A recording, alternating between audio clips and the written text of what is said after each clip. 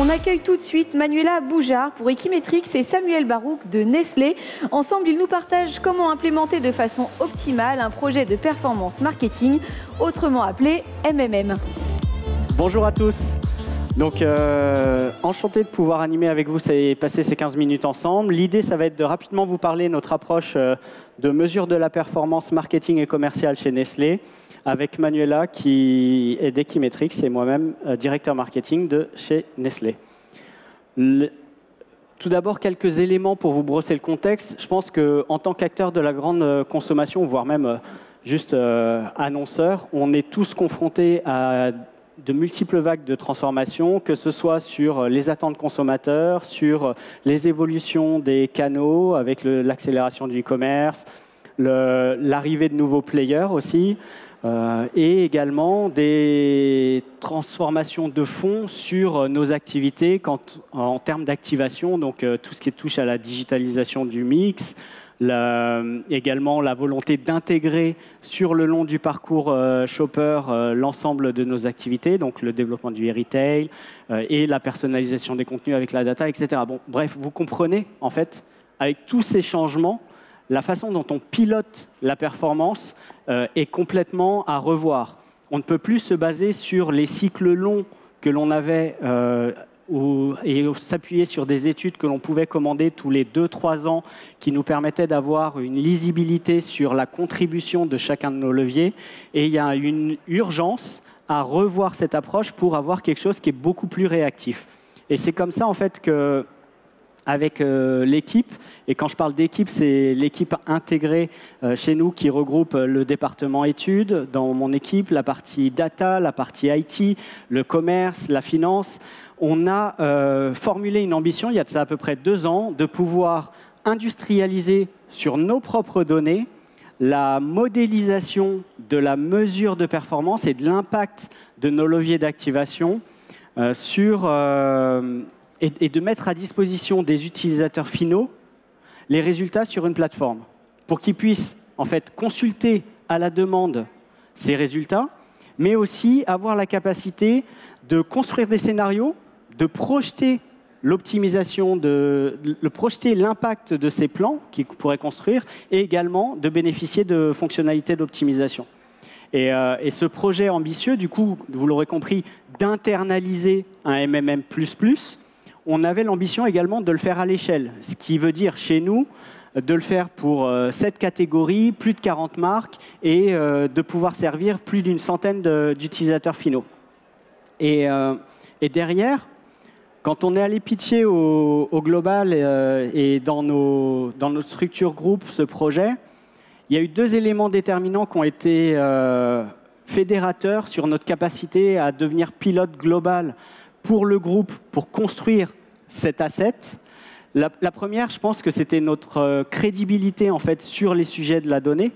On avait déjà entamé une transformation et une structuration de nos actifs data de longue date.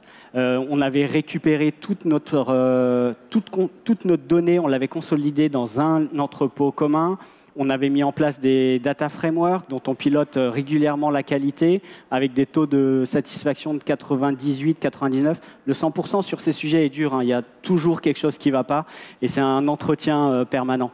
Et on a également une logique et une culture de la performance très très forte où on a développé des produits data, on a standardisé nos dashboards qu'on a mis à disposition de tous nos utilisateurs. On a également développé une culture du pilote avec une trentaine d'AB tests médias qui sortent tous les ans. Et le deuxième élément clé, au-delà de cette crédibilité interne, c'était la crédibilité du partenaire, Equimetrix, qu'on avait sélectionné dans le cadre d'un appel d'offres et que je vais laisser Manuela présenter. Bonjour, donc Equimetrix, on est une entreprise de solutions en data science. Donc, depuis 16 ans, on accompagne nos clients pour les aider à utiliser la data science pour transformer durablement leur business. Et notamment, une des applications majeures, c'est donc le Mix Marketing Modeling, qui permet la mesure et l'optimisation du mix média et de l'ensemble des leviers du marketing. Et donc, on fait ça pour nos clients dans le retail et également dans d'autres secteurs. Donc, ça fait 2 ans qu'on travaille avec Nestlé pour les accompagner et les accélérer sur ce chemin très ambitieux de l'internalisation du MMM. Dans ce projet, on a eu 4 étapes clés. La première, c'était le design. Elle a été vraiment structurante pour le succès du projet par la suite. Il y avait 2 chantiers particulièrement intéressants dans cette phase de design.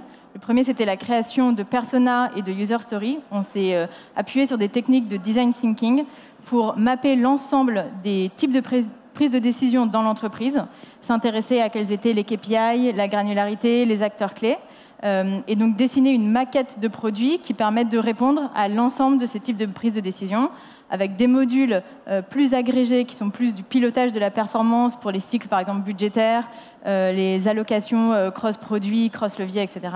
Et des modules qui allaient vraiment jusqu'à l'exécution de chacun des leviers du mix. Le deuxième chantier de la phase de design, ça a été la création d'un langage commun de performance qui était vraiment clé pour permettre la scalabilité de l'application. La plateforme, elle doit pouvoir être déployée sur l'ensemble des catégories, à terme sur plusieurs pays, mais il faut qu'il y ait un cadre qui soit clair et dans lequel puisse s'inscrire chacune des spécificités des catégories et des pays. Une fois qu'on avait ces fondations, on a pu commencer à construire. Dans la phase de build, on a construit à la fois la plateforme, et là on s'est appuyé sur nos assets préexistants pour accélérer ce chemin. Et on a en même temps commencé à construire déjà des modèles sur 2 catégories pilotes. Ça nous a permis de faire très vite la preuve en répondant tout de suite à des business questions. La phase suivante, ça a été l'automatisation et l'industrialisation. On a connecté une trentaine de sources de données qui allaient de la plus simple à la plus compliquée en termes de nombre de KPI, de granularité, de dimensions, les plus compliquées étant la promotion et le média. On a également industrialisé les modèles et c'est ça qui nous a permis d'avoir une plateforme always-on avec de la mesure et de la scénarisation et l'optimisation. Ensuite, on déploie sur l'ensemble des catégories en France, on prépare le déploiement pour l'Europe. Et en termes d'adoption, ça a été un fil rouge depuis le début pour s'assurer qu'à la fois on répond aux business questions du moment et aussi on accompagne le changement pour que la plateforme soit insérée de façon by design dans chacune des prises de décision. On a eu pas mal de challenges pour construire tout ça. Il y en avait 3 en particulier qu'on voulait partager avec vous aujourd'hui. Le premier, de la standardisation, j'en ai déjà un peu parlé, c'est l'idée de ce langage commun de performance dans lequel, après, on va travailler avec chacune des catégories pour inscrire leurs spécificités dans ce cadre commun.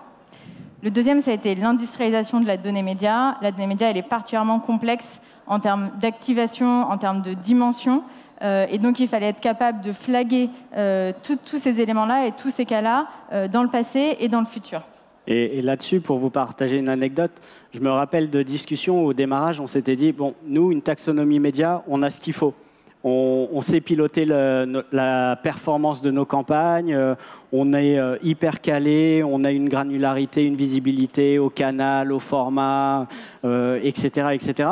Et puis en fait, la réalité, c'est que avoir une taxonomie qui vous aide à piloter la performance des campagnes, elle n'est pas suffisante pour piloter la performance des plans. Pour vous donner un exemple concret, quand vous êtes à la campagne, ça vous suffit de savoir que cette campagne appartient à une marque, puisque vous n'allez pas jouer dans la granularité des produits de la marque pour faire des optimisations au sein d'une même campagne. Alors que quand vous optimisez sur un plan marketing, vous allez avoir des décisions d'allocation et donc vous avez besoin de réintroduire des nouvelles variables dans votre taxonomie.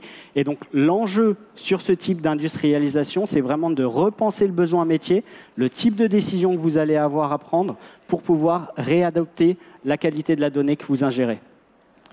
Le dernier, ça a été l'adoption et l'impact. Ce qui est intéressant, c'est qu'à la fois, on répond aux business questions du moment, mais ça change aussi la façon de prendre des décisions. Avec le Always On, on a la mesure tout le temps qui permet d'éclairer les prises de décision, de comprendre ce qui s'est passé, mais aussi toutes les capacités de scénarisation et d'optimisation qui permettent de vraiment passer sur une approche qui est forward-looking. Et là-dessus, cette logique d'adoption, tu l'as déjà mentionné, elle est clé. On est sur des projets où, à nouveau, le 70-20-10 s'applique. Ce type de projet, c'est 10% de tech, 20% de data et 70% d'humain. Donc, bien sûr, on va chercher à automatiser, industrialiser, apporter un fort support à la décision, mais on ne va pas se mentir. Les équipes, elles ne nous ont pas attendus pour bien travailler. Donc, derrière, pour qu'on veuille qu'elles adoptent ce type de solution, il va falloir, 1, vraiment s'assurer que ça réponde à leurs besoins, 2, s'assurer qu'on ait de la valeur derrière les décisions.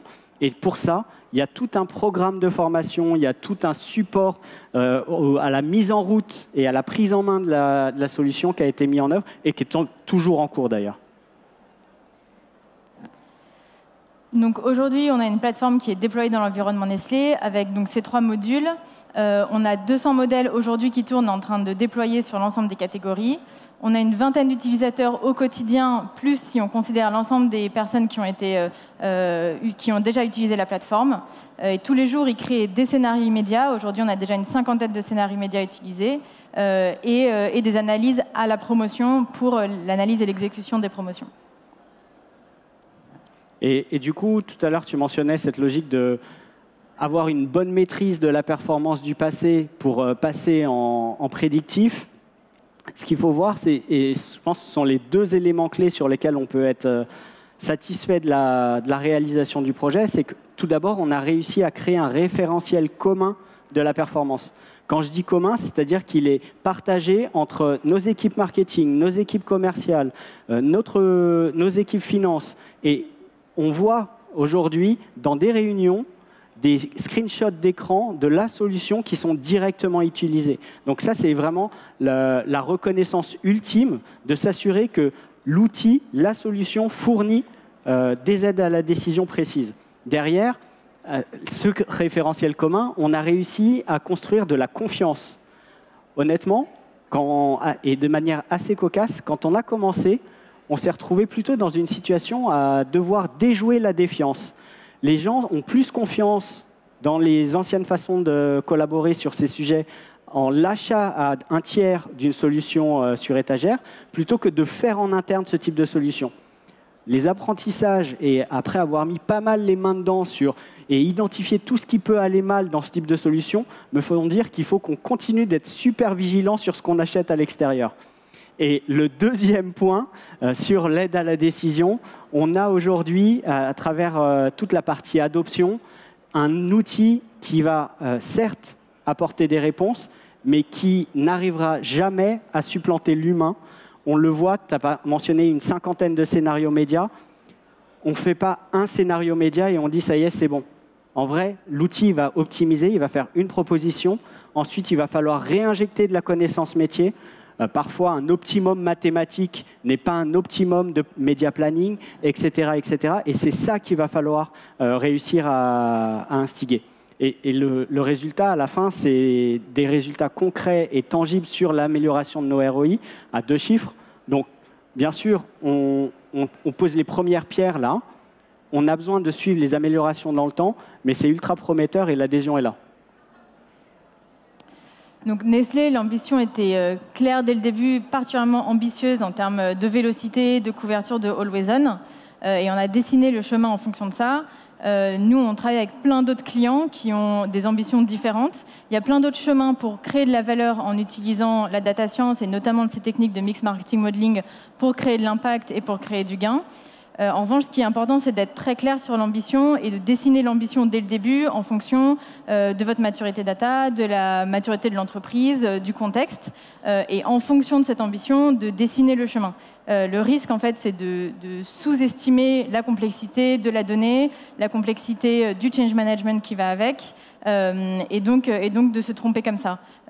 Donc, en dessinant très, très clairement l'ambition dès le début, on dessine le chemin et notamment les grosses milestones qui vont permettre de structurer l'approche, comme ici on a pu le faire avec ce langage commun de performance, avec les personas. Et en fonction de cette ambition, de dessiner le chemin et avec ces milestones, d'en faire un succès. Donc nous, on travaille avec nombreux clients dans le retail, dans d'autres industries. On a un stand qui est juste là si vous voulez venir nous discuter avec nous. Merci. Merci. Et merci à l'équipe qui a rendu ça possible.